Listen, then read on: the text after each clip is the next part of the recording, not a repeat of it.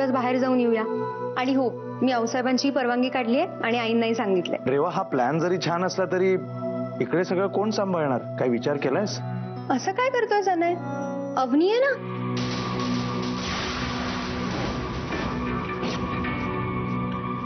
अरे विसरलास का तू? मागच्या वेळेला इतकं व्यवस्थित प्रोजेक्ट सांभाळलं होतं तिने. या वेळेलाही सांभाळेल. सांभाळशील ना अवनी? आणि तू तिला प्रोजेक्ट हेड केलंयस म्हटल्यावर तिच्या कर्तृत्वावर थोडा तरी विश्वास दाखवायलाच हवा. तसही ती वाटते तशी नाही. खूप हुशार आहे, हो ना अवनी?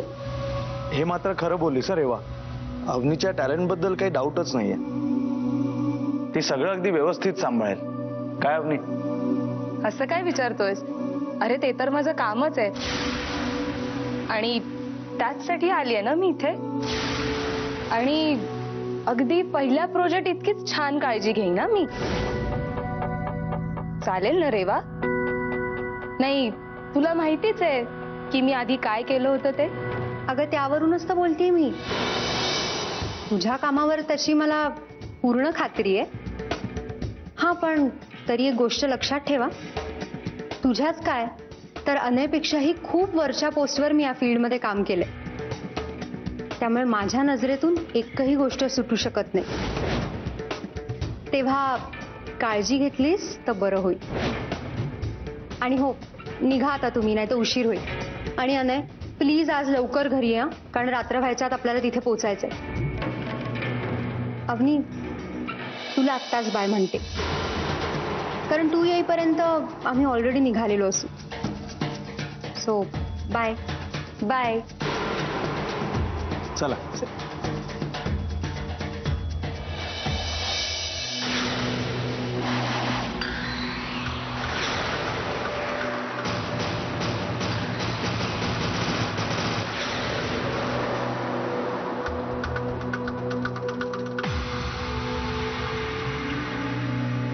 आता मात्र हद्द झाली रेवा पुढे.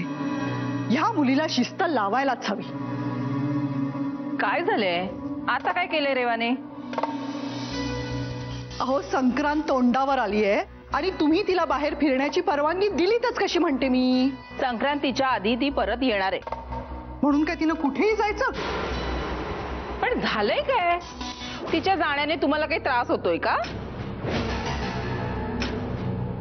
छे छे, आम्हाला कशाला काही त्रास होईल? फक्त एवढंच सांगा धाकट्या बहिणी, आता उद्या रेवा गेल्यानंतर घरातल्या नोकरांवर देखरेख करायची कोणी?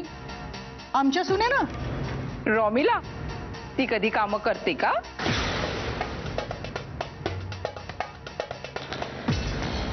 का करेल ती कामं? गरजच काय तिला? तिच्या आईनं मनात आणलं तर परदेशातून नोकर पाठवेल तिच्यासाठी. पण तुमच्या सुनेचं आहे का तसं? मला नाही वाटत रेवाने अजूनपर्यंत कधी तिच्या कामात कुचराई केलीये. तरुण आहे ती. सगळ्या जबाबदाऱ्या सांभाळून जर थोडंफार मनासारखं वागत असेल तर काय हरकत आहे? आम्ही कोण हरकत घेणाऱ्या? आमची काही एक हरकत नाहीये. नाहीतरी आऊसाहेबांनी डोक्यावर चढवून ठेवलंच आहे तिला. त्यात काय म्हणे ते सुरक्षा कवच वगैरे. धाकट्या वहिनी, एखाद्याला किती लाडावून ठेवावं यालाही काहीतरी मर्यादा असतात. आईसाहेब, आईसाहेब, काय तुला काय झालं तर रडायला? आईसाहेब, माझ्याकडून एक खूप मोठी चूक झाली आज. म्हणजे मला कळत नाहीये ती कसं झालं. मला असं करायचं नव्हतं, पण असं झालं. आणि मग एक मिनिट रॉमेला, मला काही कळत नाहीये. तू जरा शांत हो आणि नीट सांग काय झालंय ते. आऊसाहेबांनी जो हार दिला होता ना संक्रांतीसाठी, तो माझ्या रूम मधून हरवला.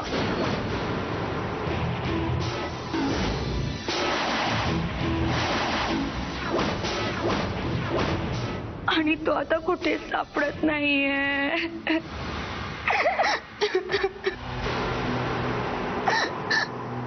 मी काय करू?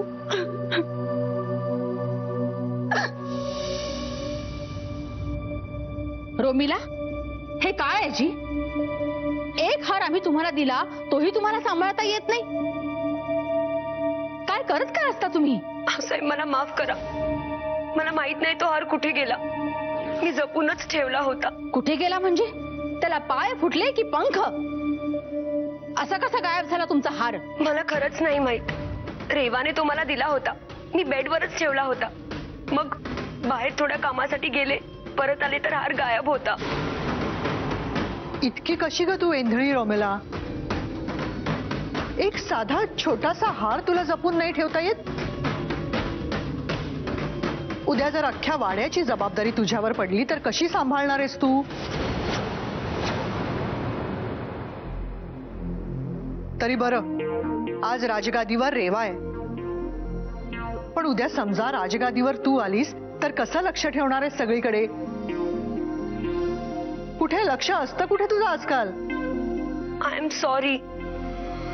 आऊसाहेब, नोकरांपैकी कोणीतरी. रमिला, वाड्यात काम करणारी माणसं ही वाड्याच्या विश्वासातली मंडळी आहेत.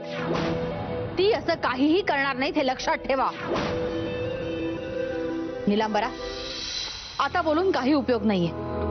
हार तर शोधायलाच हवा, नाहीतर दुसरी काहीतरी व्यवस्था करायला हवी. संक्रांतीच्या दिवशी दोन्ही सुनांच्या गळ्यात हार असणं फार महत्वाचं आहे जी.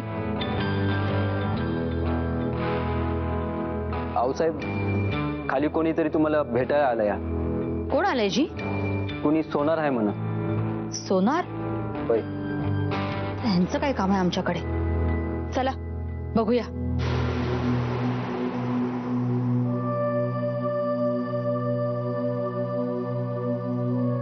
तू काय बघत उभी राहिलीस? चल बघूया काय ते.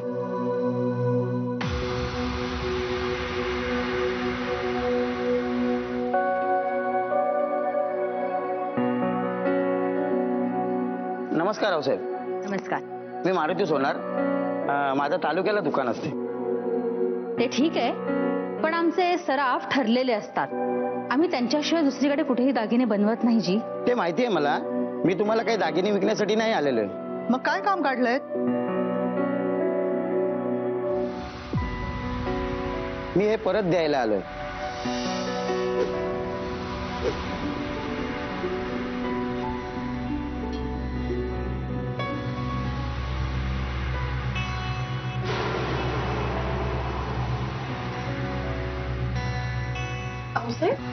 ते तर तुम्ही या दोघींना दिलेले हार ना?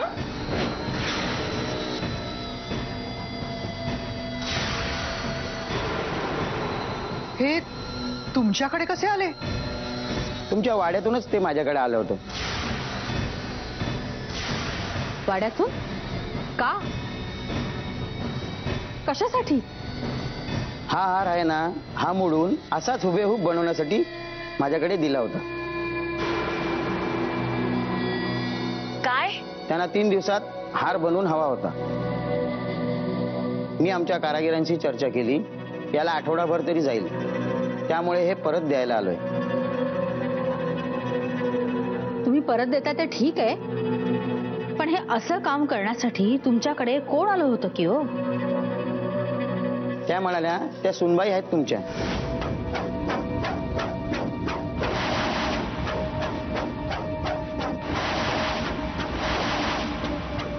सुनबाई? कोण सुनबाई? नाव काय की हो त्यांचं? नाव काय आठवत नाही, पण ह्याच होत्या त्या. ह्याच होत्या त्या.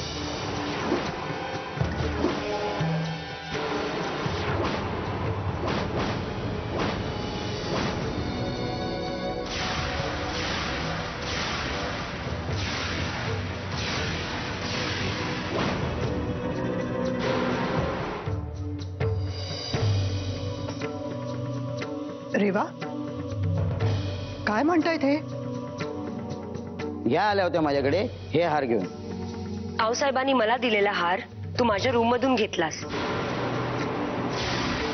आणि मग स्वतःचा हार मोडून माझ्यासारखा हार बनवायला दिलास. रेवा, तू असं का केलंस? काय? मी असं का करीन? आऊसाहेब, मी असं काही केलेलं नाहीये. उलट मला आत्ता कळतंय हे सगळं प्रकरण. मांजर कितीही जरी डोळे मिटून दूध प्याली ना, तरी जग तिला बघू शकतच. आता हे का खोटं बोलत असतील? मला खरंच काही माहित नाहीये. उलट मीच तो हार रॉमिलाला दिला होता. मग मी असं का करीन? कारण की तुला तो हार आवडला होता. धाकटे आईसाहेबांनी तुझ्यासाठी तो हार पसंत केला होता.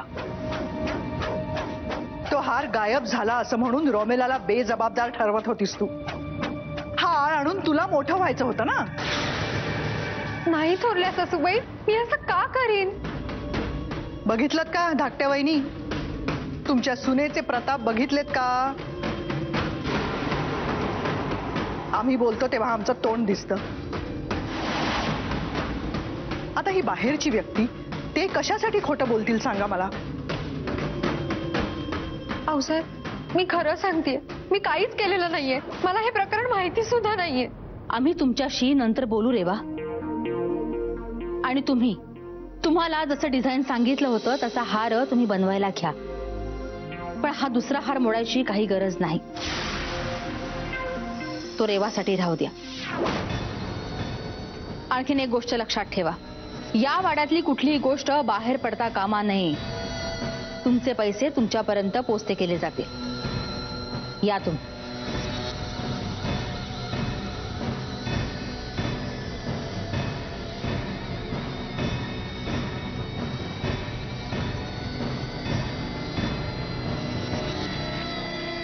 वा धाकट्या वहिनी, तुमची सून आता 2-2 हार घालून मिरवणार. मोलकर्णीच्या नातीला ऐश्वर्याची हाव असणारच म्हणा.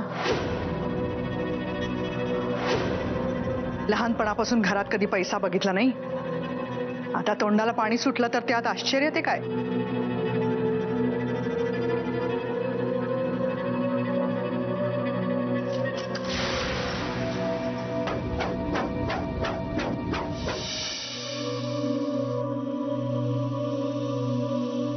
आऊसाहेब, मला माहिती आहे जे काही झालं ते चुकीचं झालंय.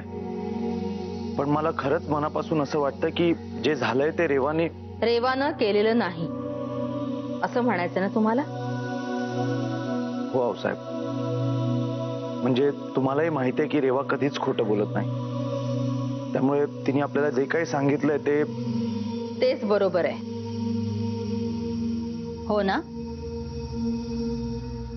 अनय राजे, आम्ही तुम्हाला आणि तुमच्या बायकोला खूप चांगल्या प्रकारे ओळखतो बघा. जे काही झालं त्यात त्यांची चूक नाही. कमीत कमी पूर्णपणे तरी त्यांची चूक नाहीच की हो.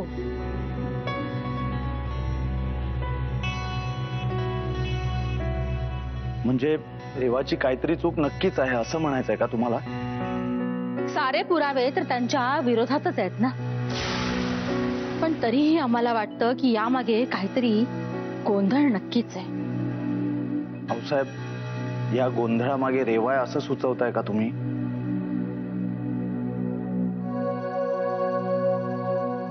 अनय राजे, तुम्ही तुमच्या बायकोला किती जाणता की हो. चांगलंच आहे. नवऱ्याने बायकोच्या पाठीशी उभं राहायलाच हवं. आणि हे बघा, आमचा रेवावर अजिबात राग नाही. आणि कसं आहे ना, नवऱ्याचं प्रेम आणि सोनं या गोष्टी बाईला कितीही मिळाल्या तितक्या कमीच असतात की हो. खरंय आऊसाहेब, पण तुम्हाला माहिती आहे की रेवाला सोन्याचं फारसं वेड नाहीये. पण ते आम्ही कुठे नाकारतोय जी. आम्हाला काय वाटतं माहिती, रेवानं जर हे केलेलं असेल तर त्यामागे काहीतरी कारण निश्चितच असेल बघा. आम्ही त्यांच्याशी बोलू आणि सत्य काय ते शोधून काढू. म्हणजे तुम्ही रेवावर नाराज नाही आहात असा त्याचा अर्थ काढायचा ना? अनय राजे, आम्ही संभ्रमात आहोत. जोपर्यंत संभ्रम दूर होणार नाही तोपर्यंत आम्ही काहीही बोलणार नाही. काहीच नाही.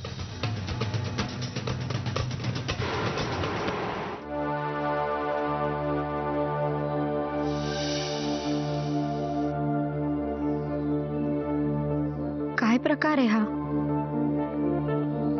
माझ्या लक्षातच येत नाहीये. मी असं वागणार नाही याची सगळ्यांनाच खात्री आहे. पण मग कोणी काही बोललं का नाही? आई तर गप्पच होत्या. त्यांना असं वाटत नसेल ना की हे सगळं मीच केलंय? त्यांचं न बोलणंच मला खूप लागून गेलंय. थोरल्या सासूबाईंचे टोमणे मला सवयीचेच झालेत. त्या असं नाही बोलल्या तरच मला नवल वाटेल. पण आई, त्यांना कसं पटवून देऊ की हे मी नाही केलंय? मग कोणी केलं असेल? रॉमिला? रॉमिला असं वागेल? वागूही शकते. पण हार तर तिलाच मिळाला होता. मग आता काय साध्य करायचंय तिला? ह्या सगळ्याच्या मागे काहीतरी षडयंत्र नक्कीच आहे. माझ्यावर खोटा आरोप करण्यामागे कोणाचा काय उद्देश असावा हे मला शोधायलाच हवं. रेवाचा पडलेला चेहरा तुला बघायला पाहिजे होता. सगळ्यांसमोर अगदी नाचक्की झालीये तिची. तिच्या गरिबीचा उद्धार काय झाला, तिच्यावर चोरीचा आळ काय आला, हे सगळं बघताना खूप मजा आली मला. सगळ्यांना खूप शिकवत बसते ना ती. आज चांगला धडा मिळालाय तिला. पण खरं सांगू, तुझ्याशिवाय हे पॉसिबलच नव्हतं ग.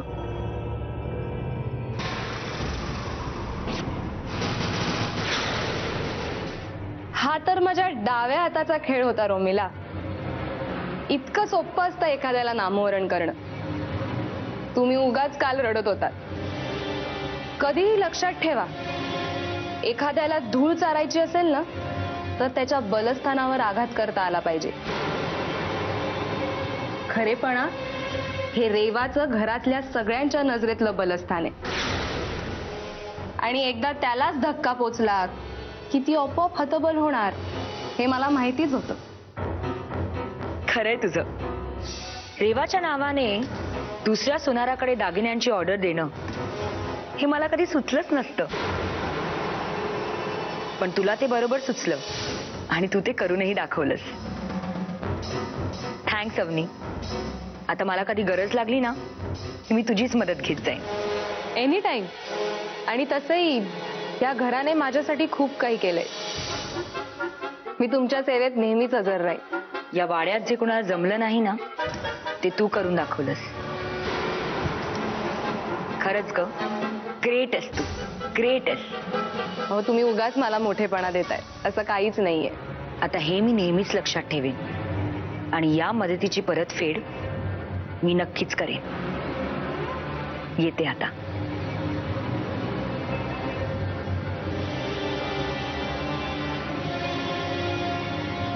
रेवा रेवा रेवा बिचारी. सकाळी मला खूप ऐकवलंस ना, आणि ते मी ऐकूनही घेतलं. कारण तेव्हा तुला माहितीच नव्हतं. सो सोनार की तो एक लोहार की. माझा हा दणका तुझ्या प्रवासाच्या बेतावर पाणी फिरवेल. कारण आता हा लागलेला कलंक तुला धुवून काढायला इथेच थांबायचंय रेवा.